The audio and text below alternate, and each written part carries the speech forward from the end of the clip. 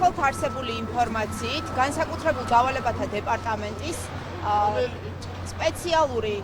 სპეციალური ოპერაციების მართვის სამმართველოს თანამშრომლები, მთავარი სამმართველოს უფროსი, იაგო ახალკაცი, სამმართველოს უფროსები, ლაშა ჭიკაიძე, იოსებ კობახიძე, ანზორ ხმიადაშვილი, ასევე მასების მართვის მთავარი სამმართველოს თანამშრომელი დავით ყამარაული, სწორედ ეს ადამიანები არიან ის სავარაუდო დამნაშავეები, რომლებიც უშუალოდ მონაწილეობდნენ ლევან ხაბეიშვილის გატაცებასა და წამებაში 2024 წლის 30 აპრილს.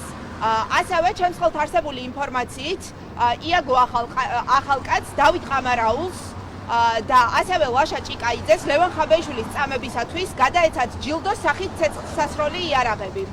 ასევე ადგილზე იმყოფებოდნენ ზვიად ხარაზიშვილი, იგივე ხარება, განსაკუთრებული დავალებათა დეპარტამენტის დირექტორის მოადგილე მირზა კეზევაძე, საპატრულო პოლიციის დეპარტამენტის მთავარი სამმართველოს უფროსის მოადგილე გოგა მემანიშვილი. სწორედ ეს ადამიანები ახდენდნენ ლევან ხაბეიშვილის წამებისას ფოტო-ვიდეო გადაღებასა და შემდგომ უკვე გავრცელებას. მე მივმართავ საქართველოს გენერალურ პროკურორს გიორგი გვარაკიძეს მოახდინოს მყისიერი რეაგირება 2 წლის თავზე, გამოიკულიოს არსებული საკითხი და დადგეს მართლმსაჯულება. მადლობთ. 2 წელი გავიდა მას შემდეგ, რაც პროკურატურა დუმს.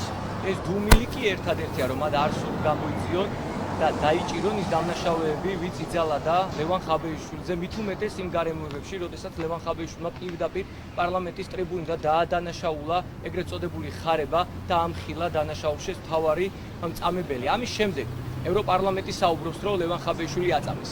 ამის შემდეგ ეუთოოდირის დასკვნაში საუბარია, რომ ლევან ხაბეიშვილი აწამეს. პრემიერი საუბრობს, რომ ლევან ხაბეიშვილი აწამეს.